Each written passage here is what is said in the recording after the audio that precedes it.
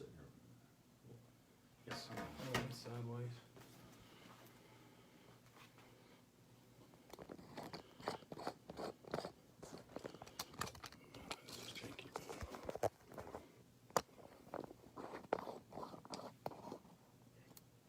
It's doing that same thing I was doing to Daniel the other day.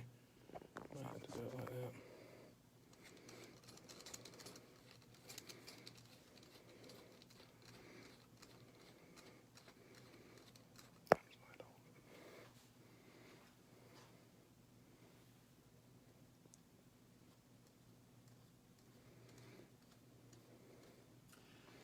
Okay, well, we're gonna go ahead and get started, and hope everybody's doing good today. It's kind of a different kind of day out there. Woke up this morning, walked outside, and chilly and drizzly, and a little breeze blowing.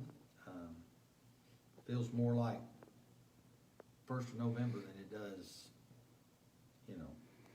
middle of May. But anyhow, hey, want to take some time tonight, and we finished our study on the 7 churches, and I want to talk for just a few minutes about our regathering and what that's going to look like, and timetables, and give you some details that hopefully will help you out as we begin to make plans. Currently, we are in step 2 of our regather. Well, we're about to enter into step 2 of our regather checkpoints. First one is we've been streaming live. We've encouraged you to have 2 or 3 families together to worship together, to participate in worship online with us. And for the most part, we've had pretty good participation on that. We're getting somewhere around 2,000 views a week, and that's awesome. And then on June the 14th, we will regather. And so I want to talk to you about that day and what it's going to look like, and the things that will and won't take place. We will regather on June the 14th, and we're going to call it Welcome Home Day, and we've got a lot of really good stuff planned for that day. It's going to be an exciting day. I'm going to do a new sermon series, and it's going to be on Jesus Makes the Difference, and we'll kick that off on the 14th. We've got an exciting announcement to make on the 14th that we're not going to tell you until you get here, but it's going to be a good thing. And then, we're going to have 2 services. We're going to have a 9 o'clock service, and we're going to have a 10:30 service.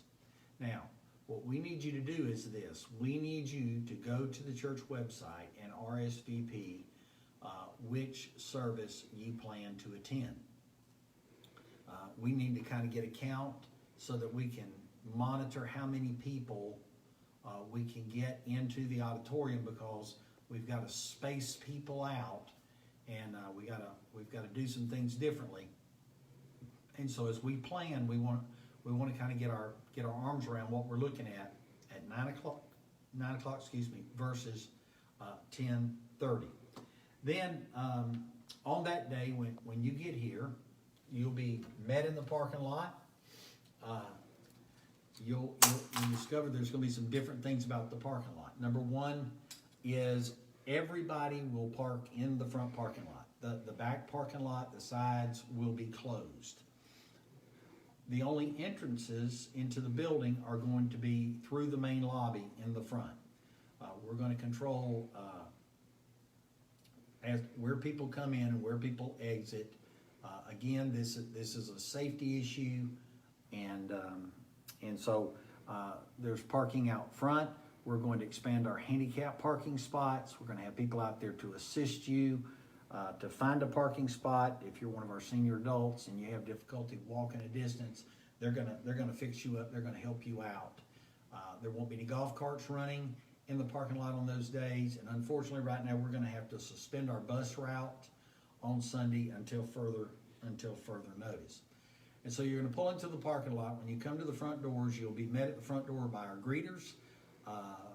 They will open the door for you. They will greet you. right as you're being greeted, there'll be 2 stop signs out there that will say stop. That will say if you're sick, if you have a fever, if you've been exposed to someone who's tested positive to COVID-19 within the past 14 days, please do not enter the building. And that's just for the safety of our folks. And so if you wake up that day and you're not feeling well, just stay at home. Just stay at home that day and watch us online. But when you come in the building, you'll step inside the doors in the lobby, and the guest services desk will be there, and there'll be signage there that'll communicate to you some of the things we're trying to do during the day. Some of our folks will be there, and we will have hand sanitation station there, and we will have masks. And we're going to encourage as many as will to wear a mask. It's not for your protection so much as it is for the protection of other people that are going to be here. And so we're going to ask you to do that, to help us out, to love our brothers more than we love ourselves. And so we're going to do that. So masks will be available. Sanitation for your hands will be available. And so when you move into the lobby, the doors to the worship center will be open, and they will remain open. Only the 2 center sections of doors to the worship center are going to be open. Everything else will be closed down. Again, we want to kind of control where people come and where they go. The hallways will be blocked off. And so all of our traffic is going to be confirmed to the worship center and to the lobby. There's no nursery, and there are no children's activities on that Sunday. Now, the good thing is we want our families to come. And if you have kids, say, oh, well, I'm just going to stay away because, my kids aren't going to be able to sit through a service. Well, here's the good news for you. Number one, our services are going to be scheduled for 55 minutes. And so it won't even be an hour. Number two, Kaylee and Michael have done a great job, and they're putting together a packet for our children. And so when you come in, your child will be handed a packet. In that packet will be a children's worship guide. There'll be a few crayons in there. There'll be some things they can color on there. There'll be a place on there where older children can take notes. Also, we're going to show you an app. And so we want to encourage you to let your children bring their device that day with a set of headphones. And it is a Christian app, and it's a Bible story app, but it's cartoon animated. And we'll tell you about that app. And so during the worship service, they can either fill out their worship guide, they can color in on the worship guide, or they can go and they can be on the app. And so we've got that covered from the children's standpoint. Like I said, masks are going to be available. If you have one, bring it with you. If you forget it, don't worry about it. We're going to have some here for you. And so we'll move into the worship center. When you come in the worship center, there will be section leaders in every section of the worship center. And they're going to help you get seated. We're going to spread everybody out. It'll be every other row. And we're going to have to kind of zigzag to make sure that we get at least 6 feet of clearance between folks. And our section leaders are going to do a great job in helping you get to where you need to be. I know one of the things that you're going to be concerned about is, have things been sanitized? The cleaning company will be in here before, and they are going to clean everything from stem to stern. And then after the first service is over, we will exit the building row by row. We're going to ask you then, don't everybody get up and leave at once, because we don't want a wad of humanity in the lobby. And so you'll be dismissed by rows. And I know everybody's going to be excited to see everybody. I'm going to be excited to see everybody. But if you need to visit, we're going to ask you to get outside in the parking lot and visit in the parking lot, because we're going to close the doors, and the cleaning company is going to come back in between the first and the second service. They're going to re-clean the bathrooms for us, and we're going to re-sanitize wood on the pews and everything, and get ready for the second service at 10:30. That only gives us about a 30-minute window, so we're going to need you to, as much as you can, to work with us on that. And let's get people out of the building, close the doors, let the cleaning company do its job, let us get things ready, then we'll turn right around and we'll come back. Some other things that you're gonna find is the water fountain will be blocked off, the coffee shop will be closed down. You will not be given a bulletin when you come in the door, and so of course, you know, hugs and handshakes, we need to just wait a while on that one. I guess elbow bumps, knuckle bumps, things like that will work out for that. And so the 14th is coming home day, and man, we're excited about that day. I mean, we really are. We've been working on this for like weeks and weeks and weeks, putting this plan together and making sure that we've got all of our bases covered.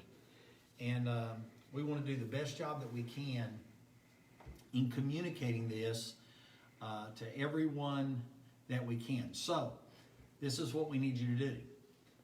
In just a little bit, when I'm done, I need you to hit the share button. And we need to share this, share this, share this, share this, so that as many people can get the information as possible. But we'll communicate through Facebook. This video will be sent out via email on our MailChimp. It will be sent out on a church-wide blast. It will be on our website. And if you're a member of a life group, your life group leader is going to be communicating this stuff with you and these steps to you as well. Now, I've already heard from some people, and some people, you know, feel like, you know, now is not the time for them to come back. Some people have some underlying medical issues, some of our senior adults. Others have just said, you know, I just don't know that I'm going to be real comfortable coming back on the 14th. And what we want to say to you is that's okay. That's okay. We want you to know that we love you, and that we respect your decision to do what you feel like you need to do. And nobody's going to stand in judgment over you. Nobody's going to criticize you if you choose not to come back on the 14th. But we want you to know that we do love you, and we can't wait to see you again in person. I mean, just today, I mean, at the office, I was walking down the hall, and I heard somebody say, "Hey," and I stopped in my tracks because I knew that voice, and I turned around, and Lonnie Gibson was standing at the front desk there at the office. And man, it was good to see Lonnie in the flesh. I've seen him on a couple of Zoom meetings, but it was good to see him in the flesh and to catch up. And it's going to be good to see each other when we come together. I think, you know, there's going to be a ton of energy. I think people are going to be excited. Daniel's got a great day of worship that he's working on. I'm working on this new sermon series, and I'm going to tell you, it's going to be good. And believe it or not, this would be a good time to bring a guest with you. Say, hey man, our church is going to be open on the 14th. Why don't you come, and why don't you all come and go with us to church on that day? Now, the other thing I want to say is this. We need you, and you've done a great job with this, but we need you to continue to remain flexible, okay? We've been working on this, like I said, for weeks. We've talked with medical people, and we've sought their input, their counsel, their advice. We've talked with church leaders, some of them here in our city, some of them in the States, some of them in different states, to see what they're doing. And so we've worked on this for a good long time. We're praying over it, praying about it. But I want you to know this is all written in pencil. It's not in pen. Because as you know, I mean, stuff can change.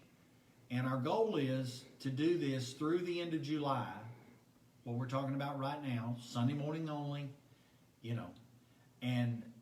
But the goal is in August to be able to come back to more of our normal schedule and our normal setting, but we haven't set a date on that as of yet. Sometime in August, hopefully the 1st of August, but who knows? It could be the end of August. And if something really crazy were to happen, I mean, it could be longer than that. And so I hope that you're making plans to come. As many, as we can get here will be a good thing. Now,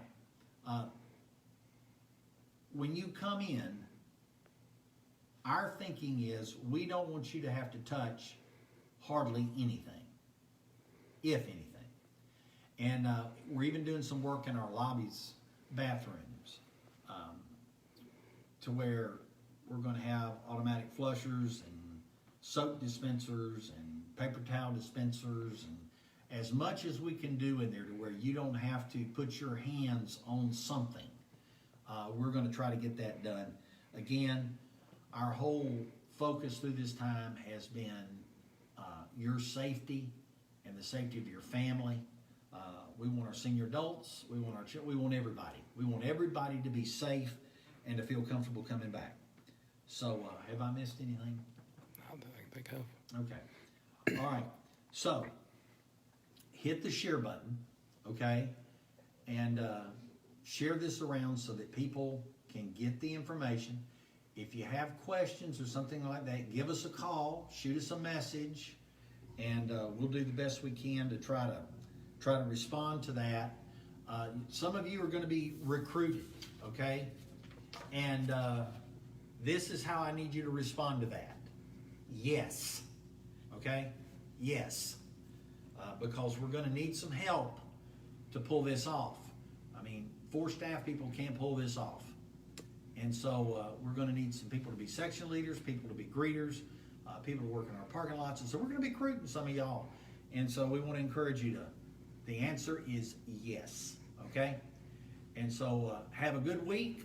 We're going to be streaming again on Saturday night. Oh, by the way, on the 31st of May, we're going to go back to a Sunday morning stream. Okay? We're going to come off of Saturday night. We're going back to Sunday morning on the 31st. So the 31st and the 7th, we will stream live on Sunday morning at 10:30.